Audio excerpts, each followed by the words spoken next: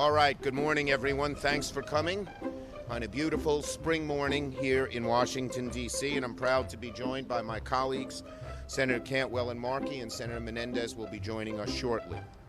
Now, during President Trump's campaign, he promised middle-class families and those trying to get to the middle class that he understood the problems they were facing and their burdens that, quote, he alone can fix. Instead, he came into office, and what we've witnessed is a president who time and time again has chosen to side with the wealthiest Americans and the biggest corporations at the expense of the middle-class families of this country. We've seen a president who, rather than work with Democrats in Congress to help the middle class, takes unilateral, reckless, partisan, and often not thought-out actions that actually do more harm than good to the very people he promised to help. And sometimes it's the actions he doesn't take that do the most harm. Case in point, the soaring gas prices in this country and the president's tax law. Let me explain. According to energy analysts and experts, President Trump's reckless decision to pull out of the Iran deal has led to higher oil prices. These higher oil prices are translating directly to soaring gas prices, something we know disproportionately hurts middle and lower income people, since a larger chunk of their disposable income goes for gasoline. Meanwhile, the president's tax law, which he promised would be a middle-class miracle, has been a boon to corporate executives and wealthy shareholders, particularly the big oil companies.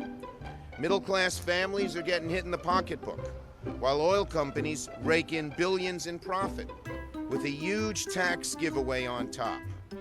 Now the rising gas prices will, as one economist put it, roughly cancel out the 2018 consumption boost from tax cuts, and is particularly large on the lower end of the income spectrum. Let me say that again. The gas prices will roughly cancel out the 2018 consumption boost from tax cuts. Record gas prices putting a damper on 4th of July travel. And the president, instead of taking responsibility, has got a brand new target. Gas stations. Biden tweeted, quote, "My message to the companies running gas stations and setting prices at the pump is simple. This is a time of war and global peril. Bring down the price you are charging at the pump to reflect the cost you're paying for the product, and do it now."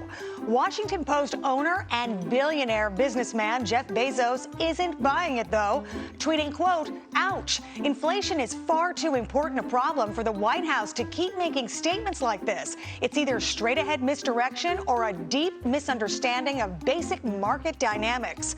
And like always, the White House is coming to Biden's defense because he talks just like everybody else. So Vice President Kamala Harris is also weighing in on gas prices. Let's take a listen to what she had to say.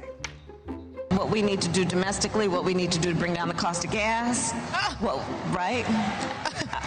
Right? I seen a meme the other day that said me Googling online how to make gas at home. Okay? Oh, don't do that. Don't do that. Please don't do that. Hilarious.